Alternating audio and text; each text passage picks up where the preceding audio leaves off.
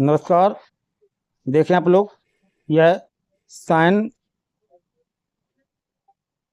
Company की Honda bike की coil plate है। और यह कॉइल प्लेट बहुत ही बुरी तरह से आपस में, इसकी जो खांचे होते हैं वो आपस में चिपक गए थे, हीट हो चुके थे। तो साइन की जब कॉइल प्लेट आप दोबारा अपने घर पर भरेंगे, दोबारा रिवाइंड करेंगे, तो आपको क्या करना होगा, पहले पूरी कॉइल को खाली करना होगा। और पूरी कॉइल जब खाली करेंगे आप, तो आप देखें गौर से, ये पूरा जो तार देख रहे हैं आप, ये पूरा इसकी जो इंसुलेटिंग है फॉले से, वो पूरी निकल चुकी है। ठीक है। तो आपको यह कॉइल प्लेट जब खाली करनी होती है, तो आप या तो किसी कपड़े की मदद लें या फिर प्लास के मदद से इसको खाली करें, क्योंकि जब ये कॉइल आपस में चिपक जाती है तो बहुत ही हार्ड हो जाता है ये तार वापसी करना, निकालना। अगर आप अपने हाथों से करेंगे तो आपकी उंगली कट सकती है। तो इस कॉइल प्लेट को पहले आपको पूरी खाली करनी होगी। जब यह कॉइल प्लेट पूरी खाली हो जाए, इसके खांचे पूरी फ्री हो जाए, इसके बाद आपको क्या करना है, जितना भी तार ये आपका निकले जो पहले भरा हुआ था, उस तार का आपको वजन कराना है। और वजन कराने के बाद जितने खांचे हो, अगर 8 खांचे हैं तो 8 का उसमें भाग देना। माना कि आपका 200 ग्राम वजन हुआ तो 8 का उसमें भाग देना है। आपका 300 ग्राम वजन हुआ तो आपको जितने खांचे उसका भाग देना है आपको, तो एक खांचे का वजन निकल आएगा। ठीक है। और इस हिसाब से इस कॉइल प्लेट को जब आप दोबारा भरेंगे होंडा साइन 125 सीसी की, तो आपको प्रत्येक खांचे में 65 टन डालना है। ठीक है। ध्यान रहे, एक साइड से इसको कभी नहीं भरा जाता है कि आप सीधा डालते जाएं, सीधा डालते जाएं। एक खांचे में उल्टा, एक में सीधा, जैसे सीलिंग फैन की जो वार्निंग होती है उस टाइप से आपको इसको भरना है।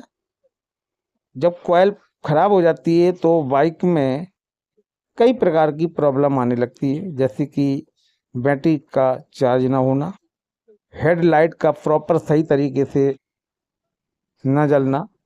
ठीक है।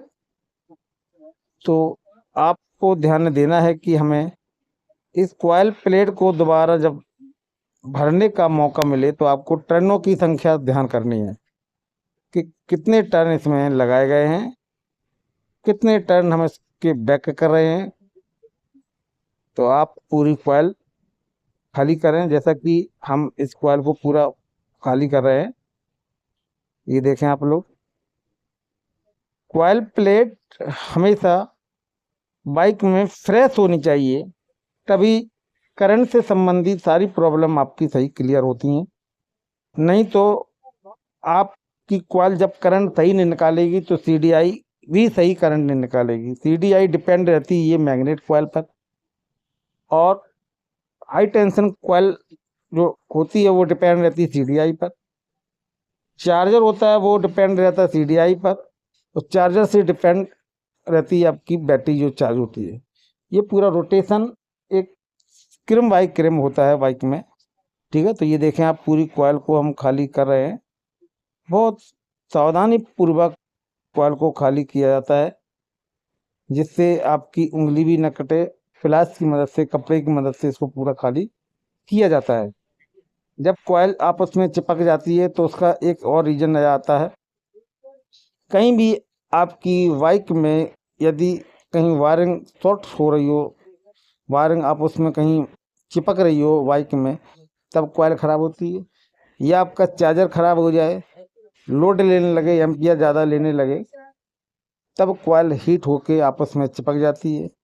कभी कभार तो देखा गया है कि बाइक में जो कॉइल प्लेट होती, यदि प्रॉपर सही काम नहीं कर रही है तो आपकी बाइक का एवरेज भी कम हो जाए। अब आप लोग पूछें एवरेज से कॉइल का क्या संबंध होता है, तो सुनो, जब कॉइल का करंट का रोटेशन प्रॉपर सही होगा तो सीडीआई प्रॉपर सही करंट करेगी, हाई टेंशन करेगी, और प्लग पे जो करंट आता है स्टार्टिंग का फ्लेम, वो सही मिलेगा। जब प्लग का जो करंट होता है, फ्लेम बोलते हैं जिसे हम, स्पार्क करंट होता है, वो कम ज़्यादा होगा, कभी कम कभी ज़्यादा, तो गाड़ी का जो रोटेशन है चलने का वो ऑटोमेटिकली कम हो जाएगा, तो आपकी एवरेज में भी अंतर आ जाएगा। जैसा कि आप जानते हैं कि बाइक में करंट का बहुत ही इम्पोर्टेंस है। करंट की जो एक्टिविटी होती है वो बाइक में मैग्नेट कॉइल प्लेट से होती है, और मैग्नेट कॉइल प्लेट यदि डैमेज है या वो खराब हो चुकी है तो बाइक में ये मान लो करंट की जो सप्लाई है वो 50% कम हो जाती है, और आपकी बाइक में कई प्रकार की प्रॉब्लम आने लगती हैं। तो इसे अभी हम खाली कर रहे हैं, बहुत ही समय लगता है क्योंकि एक एक खांचे को खाली करना पड़ता है। और ध्यान रहे खाली करते समय इसकी जो बोबिन है प्लास्टिक की वो नहीं टूटनी चाहिए।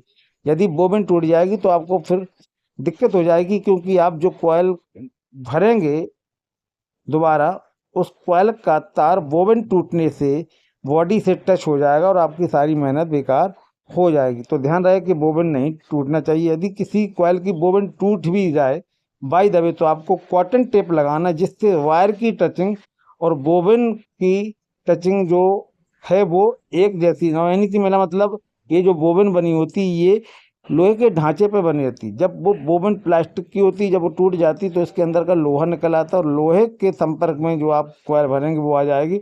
तो आपकी जिस भी खांचे में वो लोहे के संपर्क में आएगी, बॉडी के संपर्क में आएगी, वो खांचा आपका वर्क नहीं करेगा और कॉयल हीट होगी, आपके करंट का रोटेशन बिल्कुल ख़त्म हो जाएगा बाइक में।